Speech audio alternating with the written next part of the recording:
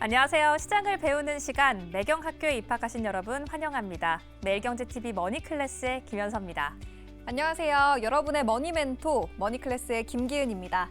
단순한 뉴스, 그 너머 돈이 흐르는 원리, 시장이 움직이는 배경, 그리고 내 자산을 키워가는 투자 방법에 대해서 꼼꼼히 파헤쳐 보겠습니다. 네, 실전 투자에 꼭 필요한 지식부터 인사이트 쉽게 공부해 보겠습니다.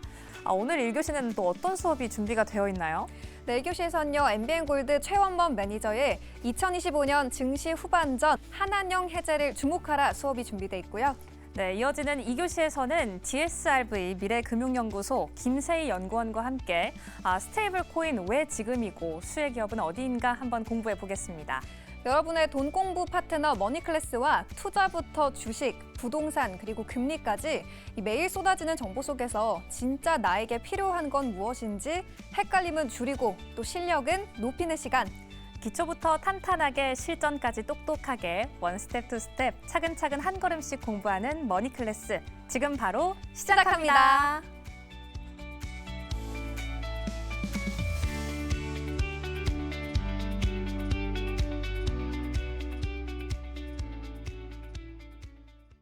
네, 머니클래스 1교시 지금부터 바로 시작해 보도록 하겠습니다. 저희 1교시에서는요, 포트폴리오의 빠른 순환매에 집중하는 방법에 대해서 설명해 주실 매니저분이 나와 있는데요. 순차적인 분할 매도로 시장 흐름에 적극적으로 대응하는 방법, 오늘장 꼼꼼하게 전략 세워보도록 하겠습니다. 6월 누적 수익이 무려 296%에 달한다고 하고요. 포트 안에서 무려 38종목이 수익을 달성했다고 합니다. 떠오르는 강자죠. MBN골드 최원범 매니저 만나보도록 하겠습니다. 매니저님 안녕하세요. 반갑습니다. 네, 오늘 이렇게 방송에서 처음 뵙게 됐어요, 매니저님. 저도요. 간단하게 자기소개 한마디 해주시죠. 네, 저는 5월 말에 새롭게 우리 MBN골드에 런칭한 MBN골드 매니저 최원범입니다. 자, 그동안 제가 이제 여러 관점들을 가지고 정말 우리 거시적으로 미시적으로 많이 좀 말씀을 드렸었는데 우리 이제 MBN골드에서도 훨씬 더 질 좋은 정보를 가지고 또 우리 머니클래스를 또 통해서도 마찬가지고 또 좋은 정보 전달드리도록 하겠습니다. 네, 오늘 수업 너무 기대가 되는데요. 선생님, 오늘은 어떤 주제로 수업해 주실 거예요? 오늘은 조금 이제 좀 생소할 수도 있는데 네. 지금 한한령 해제 관련해서 분위기가 이제 물씬 좀 올라오고 있고요. 그래서 관련해서 오늘은 한한령 관련된 섹터라든가 종목 소개 좀 해드리도록 하겠습니다. 네, 시장에서 이 한한령이라는 단어가 최근에 정말 많이 들리고 있잖아요. 한한령 해제 수혜 섹터가 좋은 흐름을 시장에서 보여주고 있기도 하고 정확하게 저희 기초부터 한번 진단을 해보고 싶어요. 한한령이라는 게 정확히 어떤 걸 의미하고 있는 거예요? 이게 우리가 이제 처음 듣는 분도 계실 것 같은데 네. 한한령이라는 자체가 한한령이라고 보시면 돼요. 그래서 제한할 한자를 써서 제한한다. 그리고 한국의 령이라고 보시면 되는데 그 한국의 령이라는 게 이제 구체적으로 한국에서 이제 한국 가수들이라든가 한국 배우들이 이제 출연하는 그런 광고라든가 어떤 OTT 매체라든가 실제 이제 우리가 방영되고 있는 뭐 드라마, 영화 쉽게 생각하시면 될 것 같고요. 한한령 자체가 우리가 지금 지정된 이유는 우리가 2017년으로 돌아가게 되면은 성주의 사드 배치 관련해서부터 시작을 합니다. 그래서 미국은 사드 배치를 이제 해라. 그리고 중국은 사드 배치를 하지 마라라고 이제 우리가 그 안에서 그 가운데서 굉장히 좀 어려움을 겪었었는데 그때 이후로 이제 중국이 우리나라를 좀 확실히 좀 외교적으로도 제한하는 그런 결과가 나와서 그 당시부터 이제 한령이 또 우리가 발의가 됐다라고도 볼 수가 있습니다. 네, 한한령 관련해서 저희가 역사부터 한번 기본적인 기초 개념을 한번 진단해 봤는데요. 이 K 콘텐츠를 중국에서 방영을 못했던 적이 있다고 들었어요. 관련해서 사례들 매니저님이 한번 소개해 주시죠. 일단 우리가 드라마가 대장금으로부터 시작을 할 것 같은데 맞아요. 그렇죠? 다들 이제 아실 것 같은데 네. 그때 이제 한참 정말 유행을 하고 정말 폭발적인 인기를 얻었을 때 그때가 기점인 것 같아요. 그래서 우리나라 드라마를 좀 제한하는 그때 이제 조치가 시작이 됐는데 그러면서 이제 우리나라 아티스트 같은 경우에도 중국에 이제 진출하고 중국에서 이제 우리 많이 정말 가수들이 이제 노래를 불렀죠. 네. 그러면서 이제 우리 아티스트부터 이제 오프라인 공연이 이제 우리가 막히게 되면서 우리가 드라마 그리고 영화 수입은 이미 또 막혔고요. 그러면서 이제 우리나라 어떻게 보면 전반적인 문화 산업에 있어서 굉장히 좀 중국 향들이 굉장히 강했었는데 그런 부분들이 굉장히 좀 아쉬웠던 그런 좀 시작이 됐습니다. 그래서 벌써 8년이 지금 지났고요. 그래서 우리가 문화 전반적으로 봤을 때 영화, 드라마, 게임 그리고 OTT 할 것이 전부 지금 어떻게 보면 제한된 그런 이제 결과가 나와서 우리가 이 점을 좀 바로 좀 파회를 하자라고 좀 많이 좀 우리가 지금도 얘기를 하는 중입니다. 한한령에 따른 이 국내 산업 피해 정도가 어느 정도일지 좀 궁금해요. 수치로 통해서 한번 알아보자면 피해의 규모가 어느 정도 될까요, 선생님?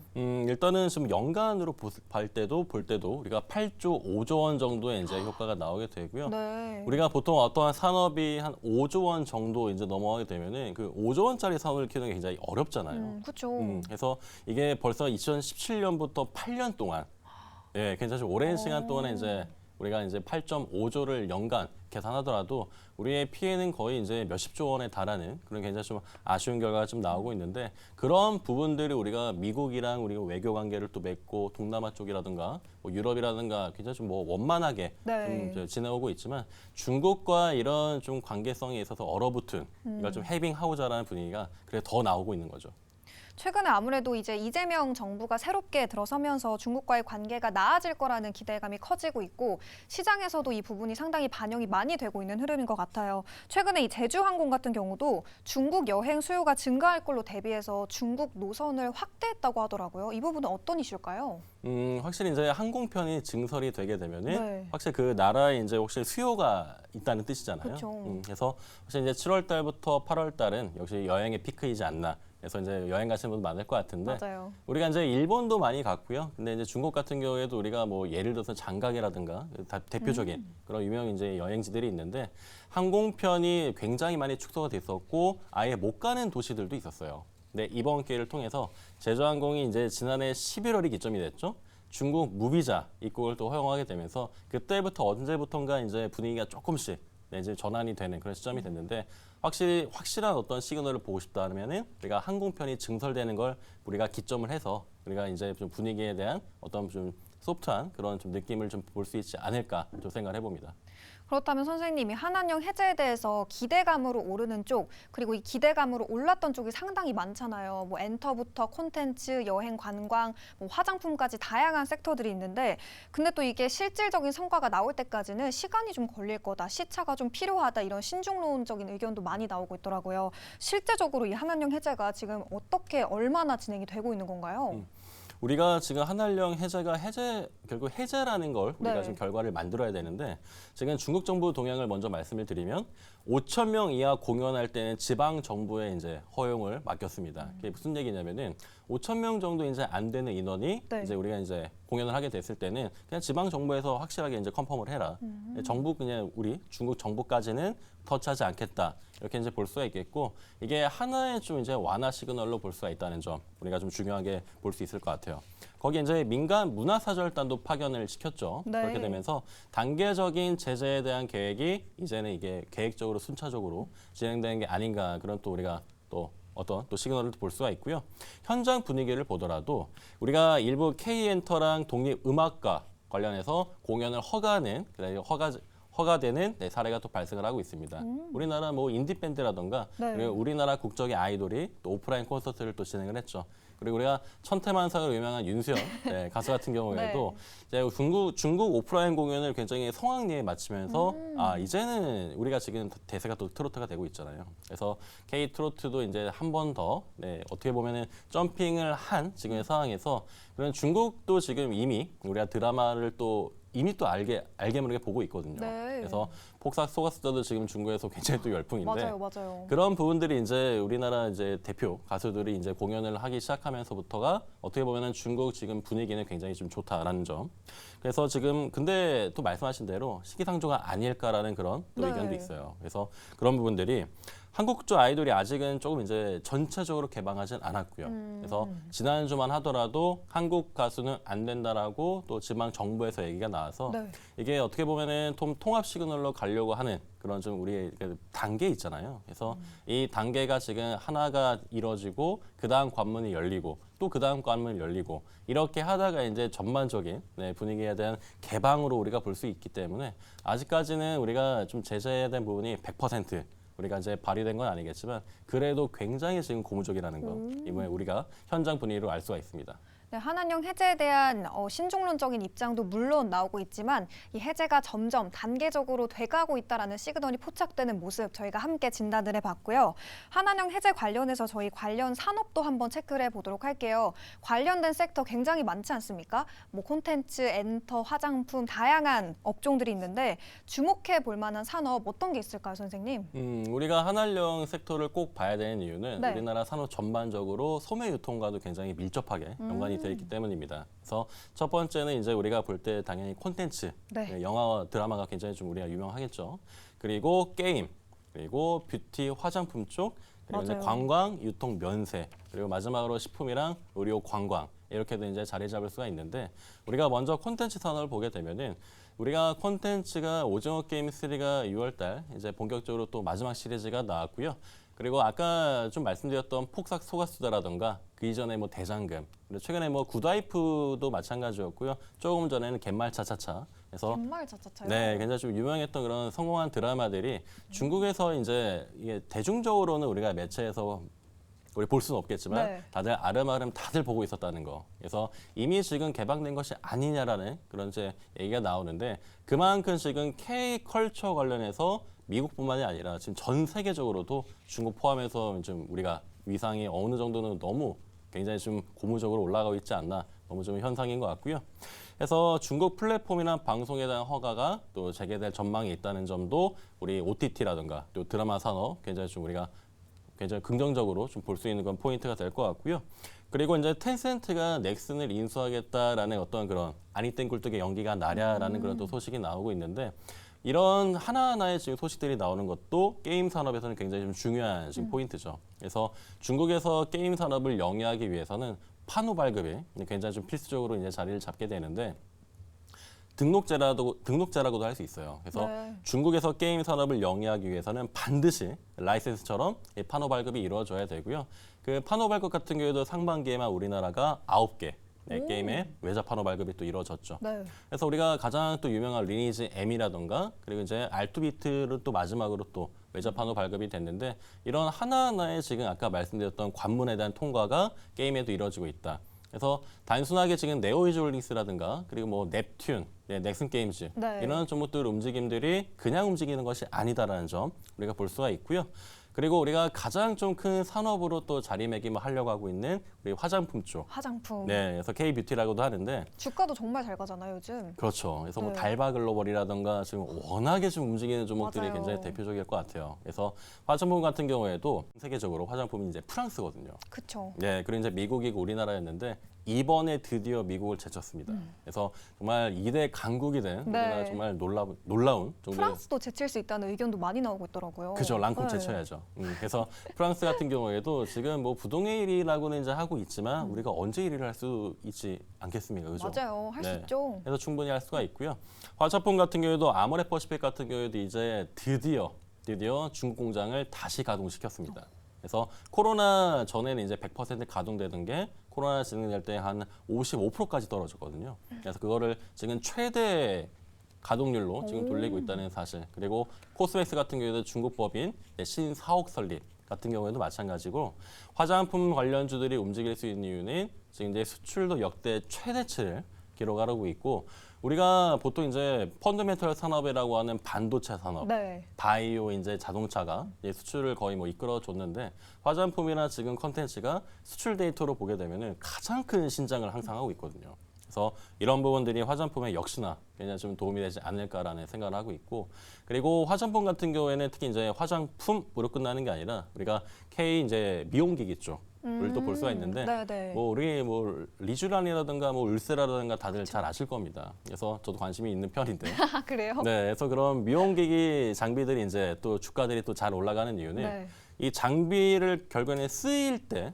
장비의 쓰임이 있을 때 주가가 올라갈 거 아니에요. 근데 7월 달, 8월 달에 중국 관광객들을 유커라고 합니다. 오. 네, 그래서 네. 이 유커들이 본격적으로 우리 충무로 뒤에도 이제 한옥마을이 있잖아요. 네. 그리고 이제 명동거리도 굉장히 지금 꽉 차 있는데 6월 달이랑 지금 7월 달만 비교해도 지금 인파가 정말 훨씬 더 많은 걸 느껴집니다. 네. 그래서 그런 부분들이 이게 우리가 이제 K 뷰티 패키지라는 게 있거든요. 그래서 호텔에 머무르고 면세 쇼핑을 하고 그리고 점심을 먹고 네. 이제 병원에 들려서 시술을 한다거나 실제로 그런 패키지가 아, 있어서 정말요? 네, 하고 이제 명동 가서 김 사고 이러거든요. 네, 그래서 그게 1년에 이제 어떻게 보면은 지금 구성된 그 패키지가 있는데 그게 7월 달, 8월 달에 미용기기 업체들의 이제 2분기 상승이 굉장히 두드러지는 3분기, 4분기에 확실하게 사상 최대치 실적이 나오는 그런 이유도 7월 달, 8월 달에 워낙에 이제 매출이 또 많이 나오다 보니까 그런 효과가 또 있죠. 그래서 미용기기 강국이 우리나라기도 하고요.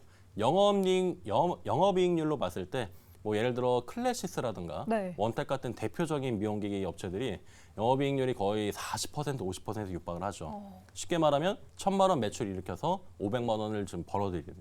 보통 1,000만 원 매출 일으켜서 100만 원을 순이익으로 갖기는 어렵거든요. 그래서 그런 부분들이 지금 뷰티를 이끌고 있다라는 점, 거기에 관광과 면세점도 같이 네, 좀 활성화되는 그런 산업으로 볼 수가 있고요. 네. 그리고 또 식품이라든가 그리고 이제 우리가 성형 쪽으로 지금 포커싱을 했는데 중국 같은 경우에는 임플란트를 하는 곳이 없어요. 그래요? 아직까지도 굉장히 높아집니다. 아직까지.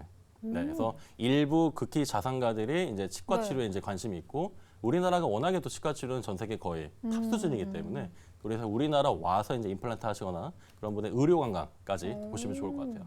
그럼 이제 곧 있으면 또 실적 시즌에 본격적으로 접어들다 보니까 말씀해주신 이 영업이익률 굉장히 높은 화장품 쪽을 좀 눈여겨봐야 되나 싶은데 지금 말씀해주신 섹터들 안에서 가장 주시하고 계시는 업종은 어디예요, 선생님?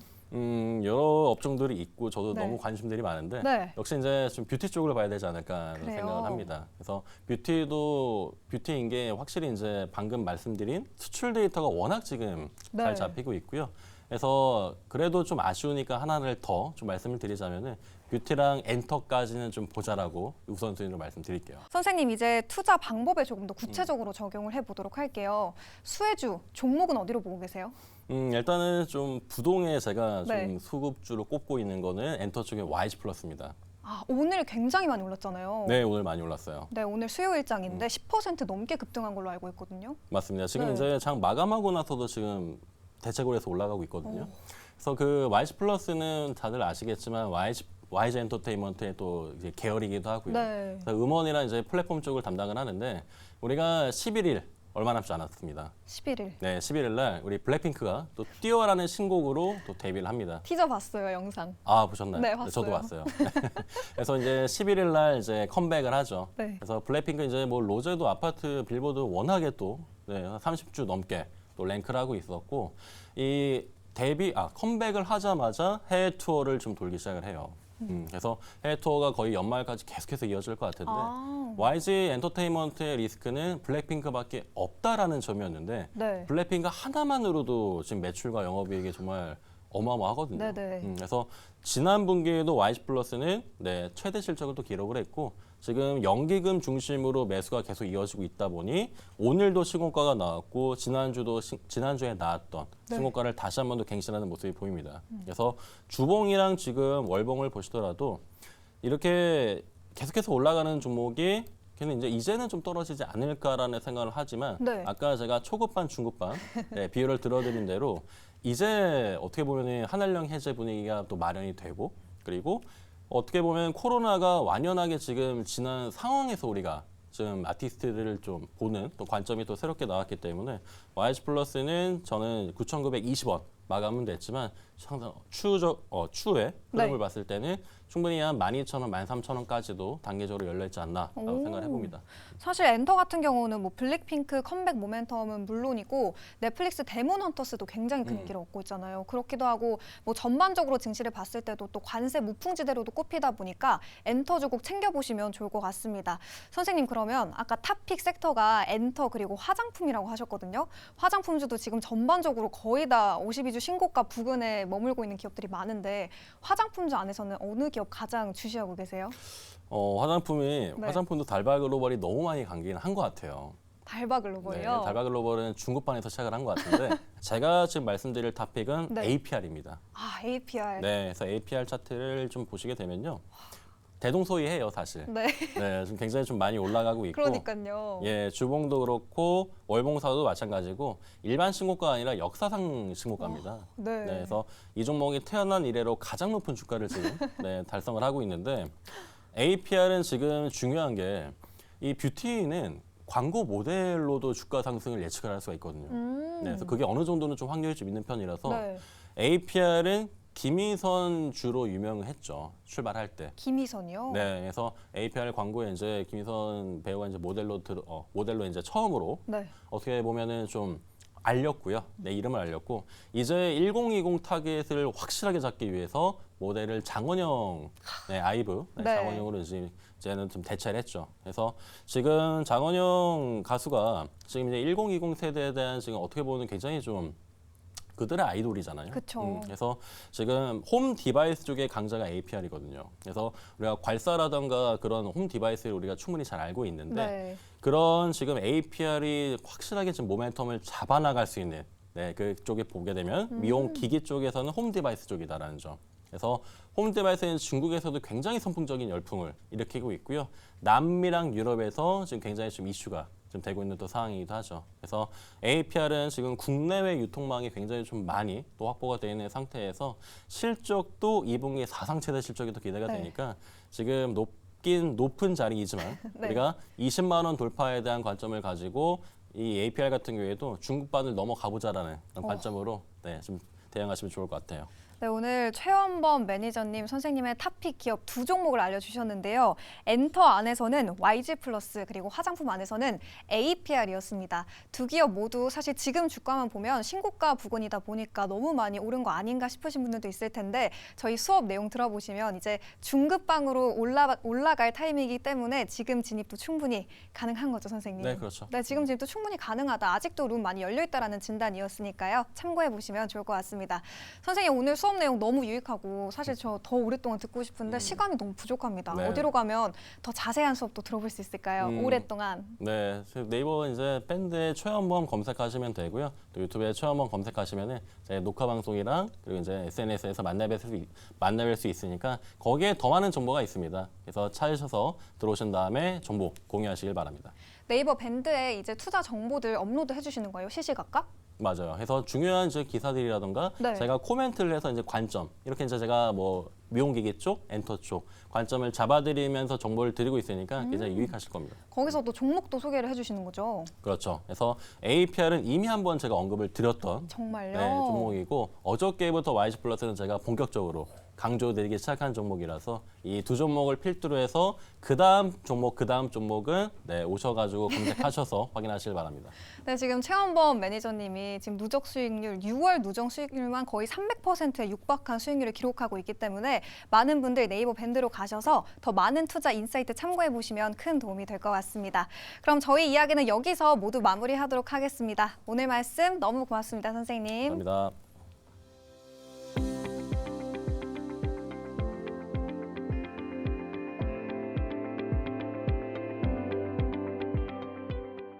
네, 머니클래스 2교시 수업입니다. 오늘의 선생님 GSRV 미래금융연구소 김세희 연구원 오셨습니다. 어서 오세요. 네, 안녕하세요. 네, 반갑습니다. 선생님 시청자분들께 간단하게 인사 한번 부탁드립니다.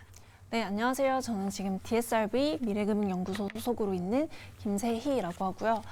사실 저는 이제 증권사에 있다가 실질적으로 웹3 산업에 조금 더 딥다이브 하기 위해서 이제 스타트업으로 최근에 이직을 했습니다. 네, 딥다이브 하기 위해서 최근에 이직하신 선생님, 오늘은 어떤 공부를 또 본격적으로 해보게 되나요? 저희 아무래도 원화 스테이블 코인에 대한 논의가 사실 증시나 혹은 뭐 뉴스에서도 굉장히 많이 볼 수 있을 것 같은데요. 이제 관련해서 현재 왜 이런 핫한 논의들이 이루어지고 있고 이거에 대한 가능성은 어느 정도 있고 실질적으로 이제 저희가 고려할 수 있는 요소들은 무엇이 있는지 좀 산업적인 관점에서 보는 게 좀 네. 이번 교시의 핵심일 것 같습니다. 네, 스테이블 코인 산업적으로도 또 전반적으로도 어떤 내용으로 구성이 되어 있는지 한번 깊게 들어가 보도록 하겠습니다. 사실 저희가 이 지난 수업에서 이 스테이블 코인이 좀 정책적으로도 중요하다 이런 이야기를 했었어요. 네. 그런데 오늘 또 크립토 전문가님이 나오셨으니까 스테이블 코인이 뭔지를 좀 쉽게 설명해 주시면 좋을 것 같아요. 사실 스테이블 코인은 굉장히 직관적으로 생각하면 좀 더 편하게 와닿을 것 같은데요. 저희가 스테이블이라는 단어에서 알 수 있듯이 보통 코인 하면 이제 변동성이라는 단어를 굉장히 많이 떠올리시는데 네. 스테이블이라는 어떤 고정적인 가치를 위해서 실질적으로 저희가 준비금으로 정말 1대1의 이제 미국 국채죠. 일반적으로는 이제 준비금을 통해서 신유리지 효과가 나지 않는 하나의 스테이블한 코인으로서 기능하는 자산 내지는 화폐 이렇게 생각을 해주시면 좋을 것 같습니다. 네. 스테이블 정말 그 말 그대로 스테이블이 안정이라는 뜻이잖아요.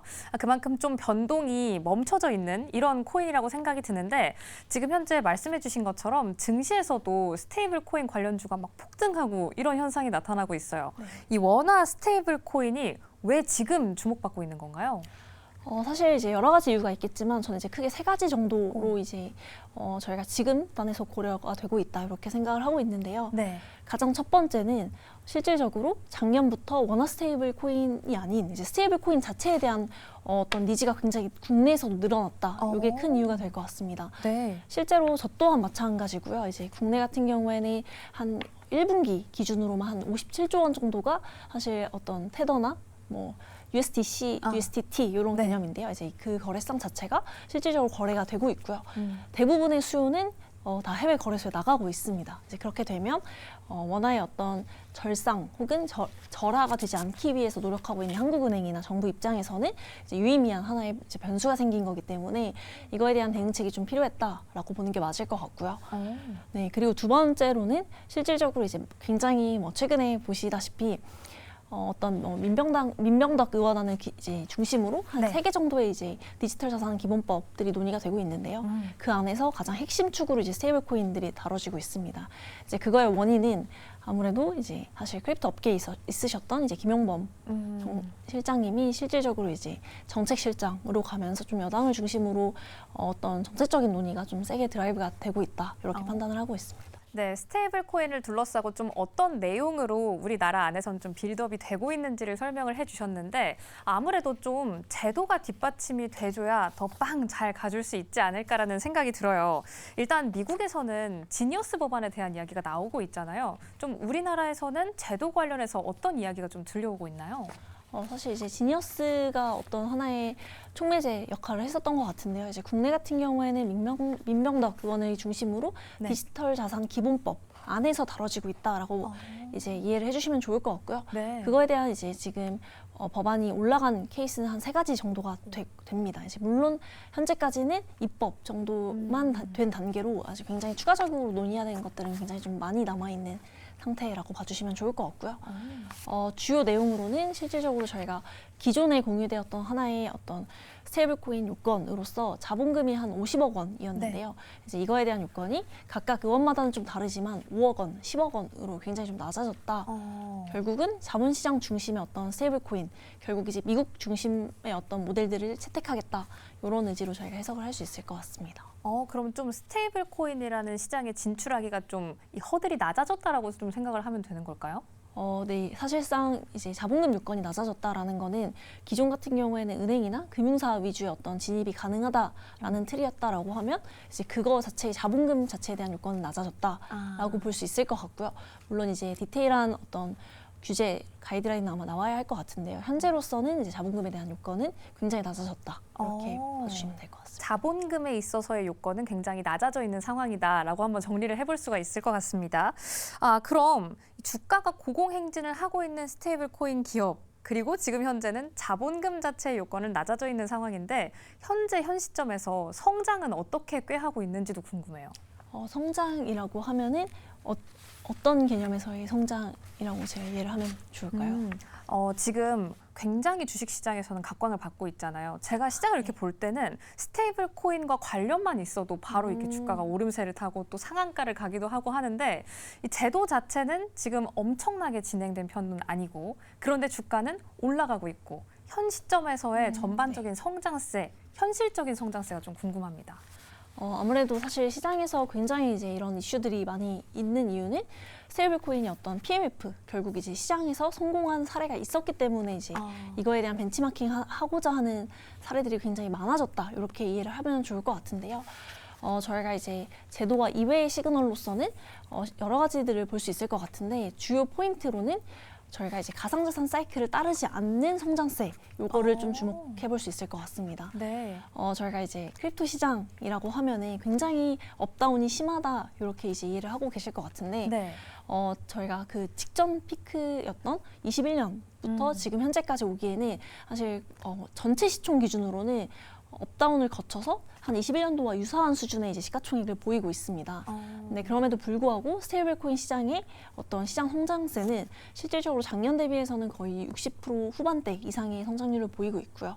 이제 그러다 보니까 전체 시가총액에서 차지하고 있는 비중은 점점 늘어나고 있다. 현재는 한 7% 수준이라고 봐주시면 좋을 것 같습니다. 그럼 그만큼 현실적으로도 좀 빠르게 성장을 하고 있다라고 이해를 해봐도 되겠군요. 네, 오. 실질적으로 이제 저희가 시가총액, 그러니까 시장의 성장을 판단할 수 있는 것들은 시가총액과 그리고 어떤 거래 건수 이런 것들 사용성이라고 저희가 대변할 수 있을 것 같은데요. 이제 그런 측면에서도 좀 많이 변화를 보인 게 24년도 같은 경우에는 전통 결제액이라고 할 수 있는 건 아무래도 저희가 비자나 마스터카드에서 네. 나오는 거래액을 기준점으로 저희가 삼을 수 있는데 그 두 개 이제 거래액을 초월하는 숫자가 실질적으로 2024년에 이제 있었고요. 이제 그러다 보니 실제 사례가 굉장히 좀 많아진다. 물론 저희가 이 실제 사례가 실질적인 거래에 대한 트랜잭션보다는 어떻게 보면 거래소 안에 어떤 코인을 거래하기 위한 하나의 수단으로서 쓰이는 것들이 아직은 대다수이긴 합니다. 네, 그럼에도 불구하고 저희가 트랜잭션이 일어났다라는 거는 거래 완결성을 의미하기 때문에 이제 이런 사용 사례가 굉장히 늘어났다. 저희가 21년, 22년, 23년과는 굉장히 다른 흐름이 이제 시작됐다. 이렇게 좀 해석을 할 수 있을 것 같습니다. 그럼 그 규모도 커지고 있고 시총이 커진다는 건 좀 기업의 몸집이 커진다는 거잖아요. 네, 맞습니다. 그만큼 시총도 커지고 있고 또 거래량도 늘고 있고 이런 상황이라고 한번 체크를 해보면 좋을 것 같습니다. 그럼 활용 사례 약간 이야기를 해주셨는데 어떤 식으로 지금 현재는 활용이 되고 있는 거예요? 사실 이제 많은 분들이 이제 결제를 떠올리실 수 있을 것 같은데요. 네. 사실상 스테이블 코인이 가장 많이 활용되고 있는 케이스는 약 90%, 정확히는 한 89%는 실질적으로 거래소에서 이제 활용이 되고 있습니다. 이제 거래소에서는 코인 거래를 하시는 분들은 좀 익숙하실 수 있겠지만 네. 저희가 이제 업비트나 빗썸에서 사용하는 케이스를 생각을 해보면 네. 저희는 이제 비트코인을 팔거나 살 때 이제 원화를 통해서 이제 거래를 하게 되는데요.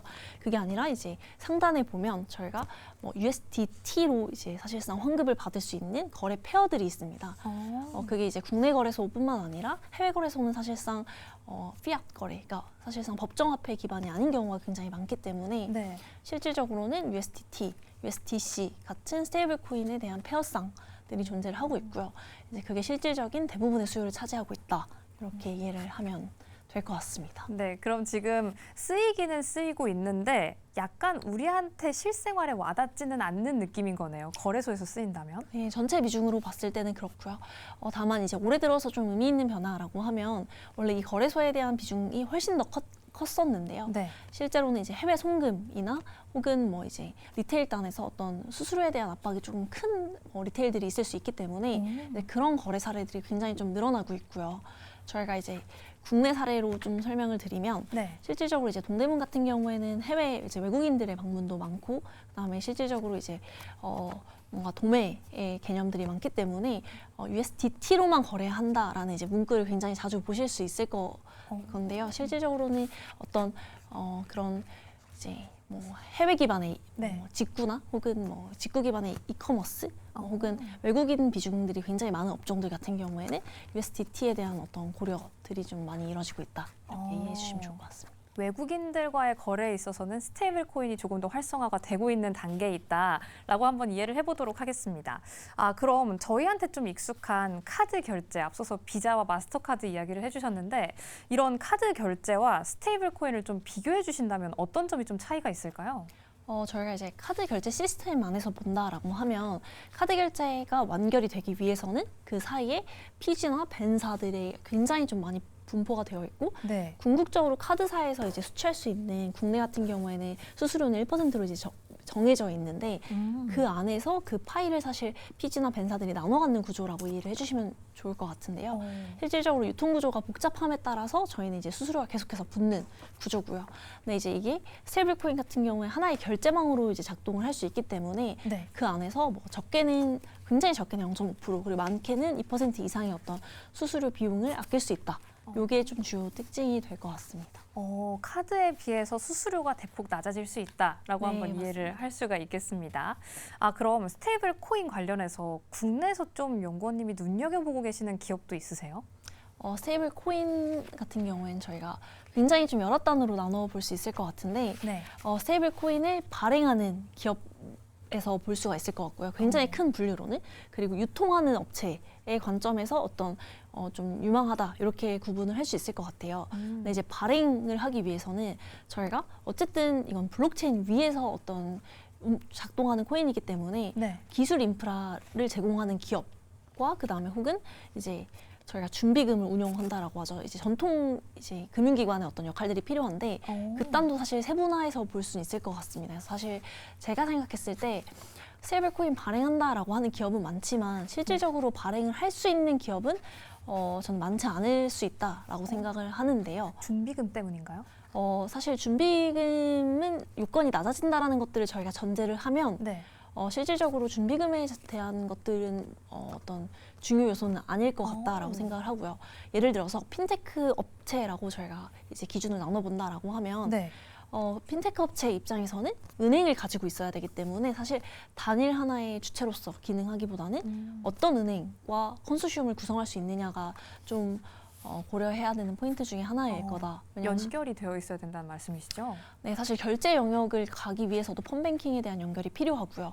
그게 아닌 준비금을 준비금을 가지고 운용할 수 있는 어떤 주체로서도 은행이 필요합니다. 그래서 사실 저희가 대부분 어떤 은행이 주도할 것이다라고 주장하는 입장에서는 사실 은행이 그 자체로서 어떤 발행의 역할을 할 수 있지만 네. 그거와 번외로 다른 주체가 발행을 한다 하더라도 실질적으로 어떤 은행만의 고유한 기능이 있을 수밖에 없는 현황입니다. 거치기는 거쳐야 하는 거군요. 그렇다면 은행을. 네, 맞습니다. 네. 그러면 이렇게 스테이블 코인 관련 기업들 안에서는 좀 어떤 종류가 있는지를 정리를 해봤는데요. 발행사를 말씀을 해주셨어요. 이런 스테이블 코인을 발행하는 기업들은 좀 어떤 거버넌스 구조를 가지고 일을 하고 있나요? 사실 이제 발행단 같은 경우에는 한국 같은 경우에는 발행단을 누가 할 수 있을까에 대한 고민을 하지만 실질적으로 이제 발행을 할 수 있는 여건은 안 되기 때문에 네. 저희가 해외 사례를 이제 봐야 할 것 같은데요. 네. 이제 해외 대표적인 케이스가 당연히 서클 그리고 테더 이렇게 두 개사가 실질적으로 점유율 한 90%를 차지를 하고 있습니다. 네. 그래서 이제 가장 큰 특징은 무엇이냐? 점유율 같은 경우에는 테더가 65%로 굉장히 가장 큰 점유율을 보이고 있는데 테더의 그러면 그 발행사로서의 어떤 독점적인 지위는 어디서 오냐? 그러니까 네. 유통에 대한 권한이다. 저는 이렇게 판단을 하고 있습니다. 유통. 네, 같은 발행사 포지션이지만 네. 어떤 거기서의 경쟁력, 그러니까 차별화할 수 있는 포인트는 유통에 대한 어떤 독점 권한이라고 생각을 하는데요. 실질적으로 이제 저희가 거버넌스 구조를 보면 테더 같은 경우에는 유통에 대한 모든 권한이 사실 테더사에게 발행사에게 있습니다. 자기가 가지고 있는 거군요. 네, 그 이유는 사실상 가장 먼저 어떤 시도를 했던 기업이고요.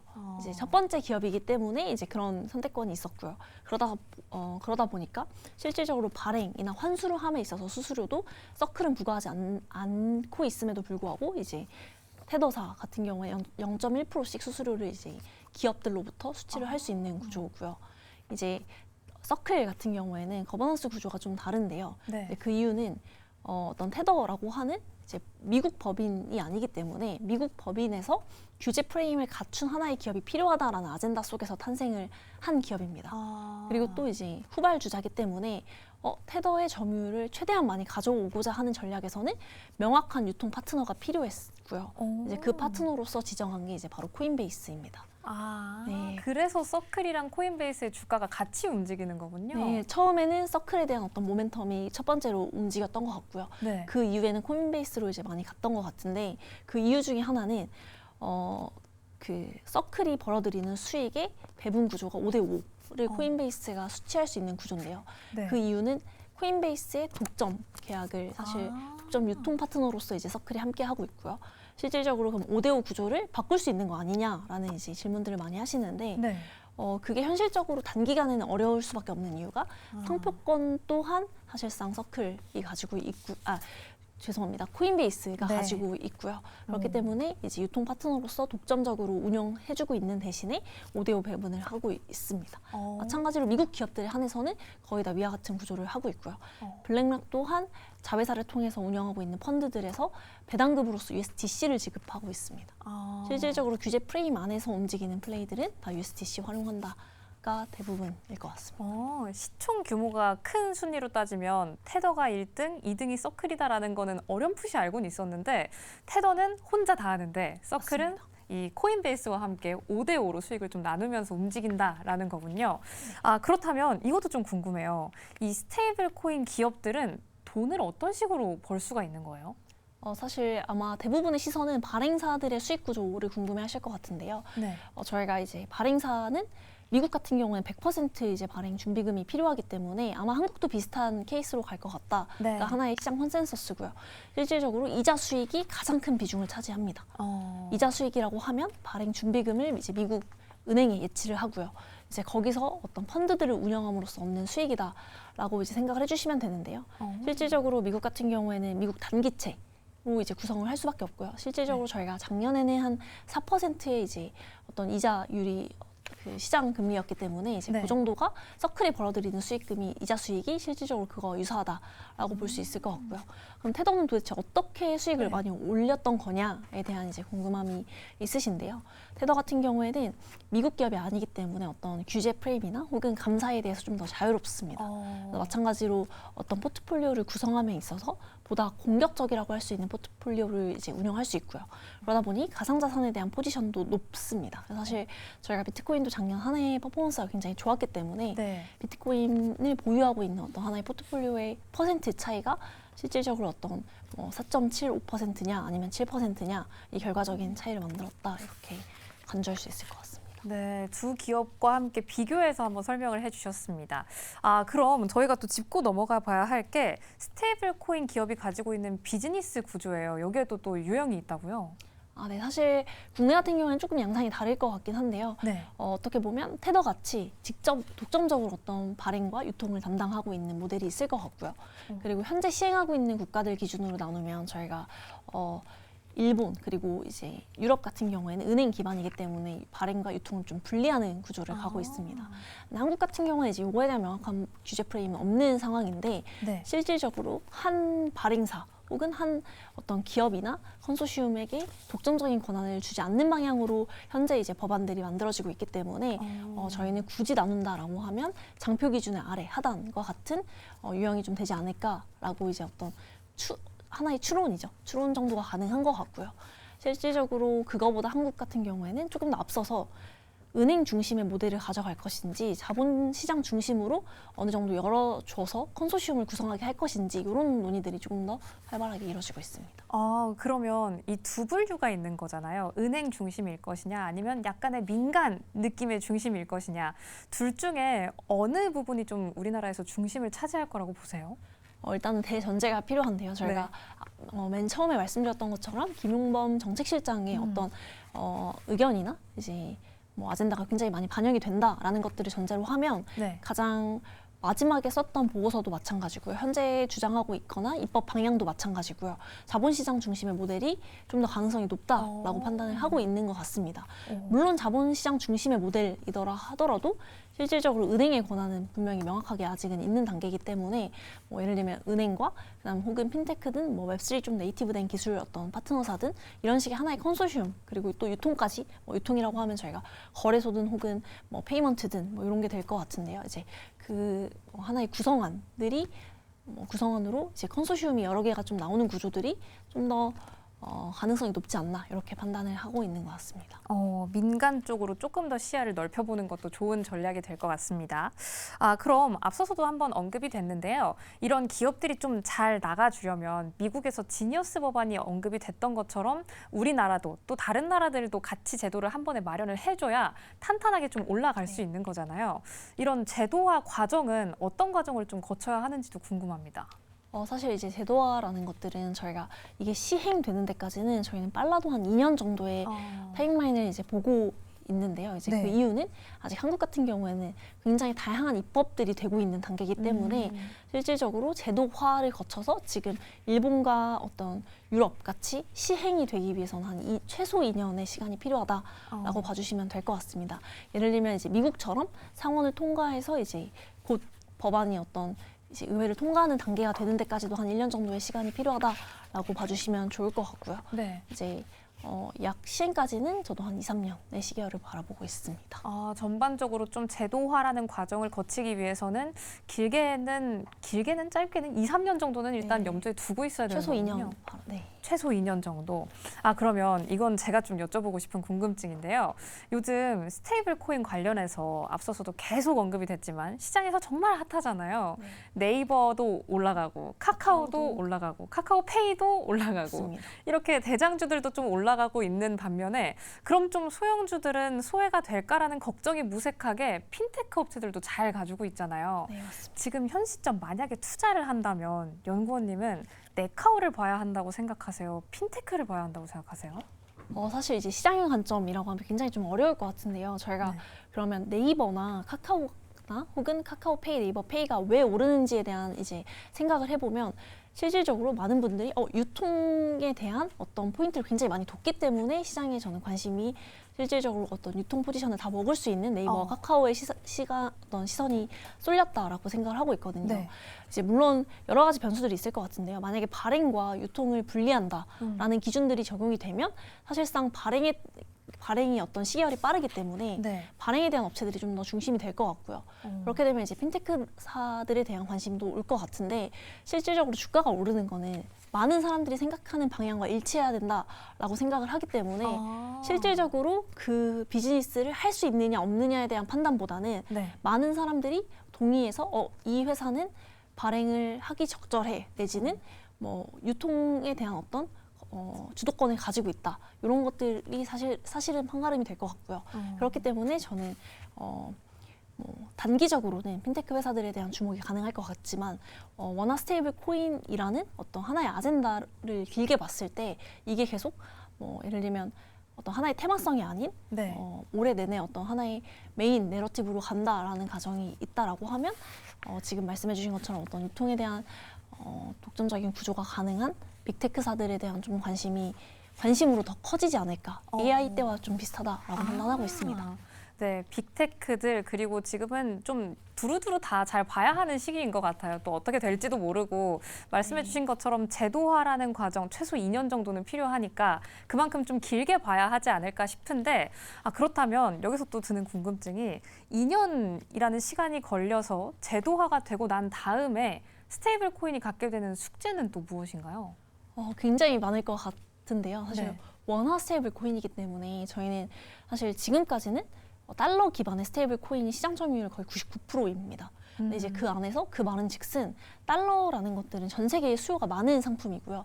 스테이블 코인은 어떻게 보면 외국인들한테 이제 수요가 있는 하나의 프로덕트로 봐야 하는데 과연 원화라는 스테이블 코인이 많이 쓰일 수 있는가? 결국 KRW라고 하는 저희 원화에 대한 수요가 높지 않은 상황 속에서 원화 스테이블 코인의 뭔가 글로벌 지위라든지 혹은 이거에 대한 수요, 그러니까 사실 공급은 보시다시피 모든 회사들이 공급을 하고 싶어 하는데 네. 그럼 준비금도 사실 돈이 있으면 사실 찍어낼 수 있다.